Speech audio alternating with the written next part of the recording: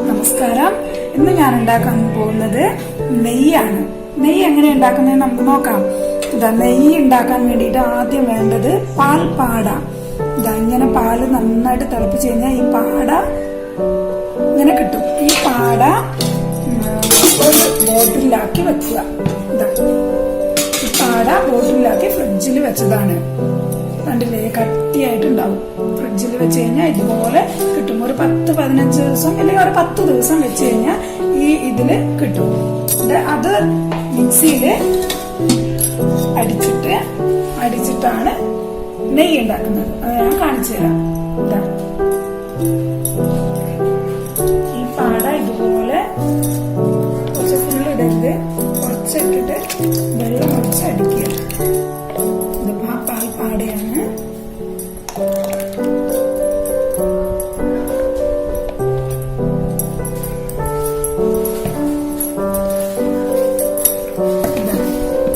വെള്ളം ഒഴിച്ച് ഇതിൽ കുറച്ച് വെള്ളം ഒഴിച്ചിട്ട് മിക്സിയിൽ അടിക്കുക.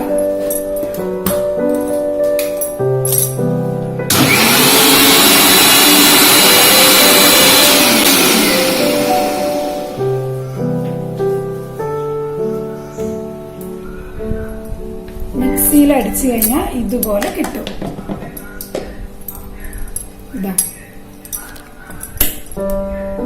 ഇതുപോലെ ഒരു പാത്രത്തിലേക്ക് വെള്ളമില്ലാതെ എടുക്കും. ഇതാണ് വെണ്ണ. ഒരു ട്രിപ്പും കൂടി ഞാൻ ഇതുപോലെ അടിച്ചെടുത്തിട്ടുണ്ട്. കണ്ടില്ലേ, ഇതാണ് നല്ല ഒറിജിനൽ വെണ്ണ. ഇതിലേക്ക് ഇടുകയാണ്. ഞാൻ 10-12 ദിവസം വെച്ച പാൽപ്പാടയാണിത്.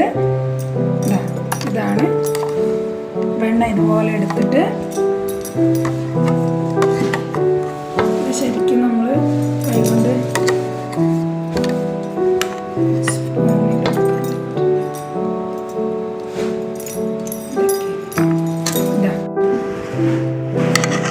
ഇതുപോലെ വെണ്ണ കിട്ടും.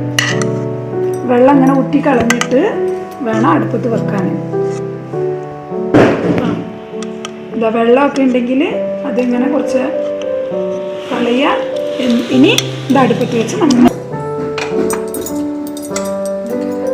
അടുപ്പത്ത് വെച്ച് ഇത് ഉരുകി വരും. ഉരുകി വന്നാൽ നെയ്യാവും. അതിൻ്റെ ഇത് കാണിച്ചു തരാം.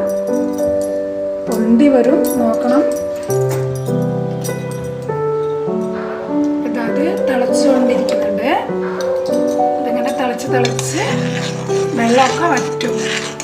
ശരിക്കും നല്ല അടിപൊളി നെയ്യായിട്ട് കിട്ടും. തിളച്ച് മറിയരുത്. തീ കുറച്ച് വെക്കുക. തീ കൂട്ടി വെക്കുകയാണെങ്കിൽ അടുത്ത് തന്നെ ആള് വെക്കണം, ഇല്ലെങ്കിൽ പൊന്തി മറിയും. തിളച്ച് വരുന്നുണ്ടോ? അതുകൊണ്ടാണ് തീ കുറച്ച് വെക്കാൻ പറയുന്നത്.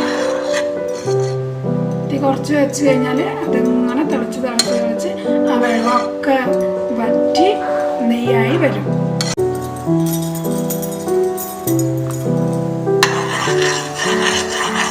ഇത് നന്നായി തിളയ്ക്കുന്നുണ്ട്. ഇത് തിളച്ച് വറ്റുമ്പോൾ നല്ല അടിപൊളി നെയ്യായിട്ട് നന്നായിട്ട് തിളയ്ക്കുന്നു. നെയ്യായിട്ട് കണ്ടോ, എണ്ണ പോലെ വരുന്നുണ്ടോ? അതുപോലെ ആവണം. ഈ എല്ലാം ഒക്കെ ഒന്ന് ബ്രൗൺ ആവുമ്പോൾ ശരിക്കും നെയ്യാവും.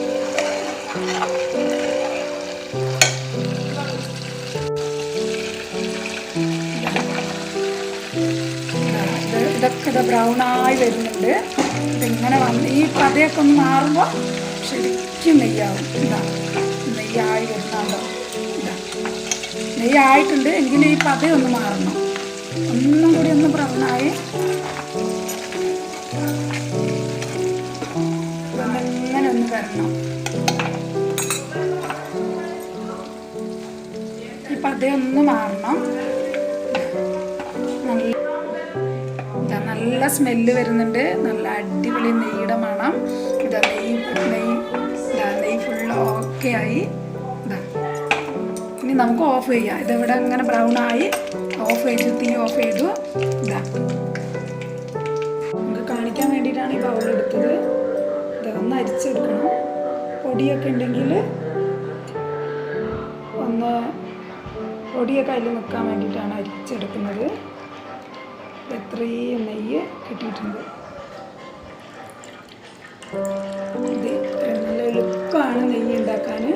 പാൽപ്പാട ഒരു പോട്ടിലാക്കിയിട്ട് ഫ്രിഡ്ജിൽ വെക്കണം. ഫ്രിഡ്ജിൽ വെച്ചാലേ 10 ദിവസം നിൽക്കുകയുള്ളൂ. ഫ്രിഡ്ജില്ലെങ്കിൽ അല്ലാതെ ബോട്ടിൽ വെക്കുകയാണെങ്കിൽ ഒരു 4 ദിവസം വെക്കാൻ പറ്റുള്ളൂ.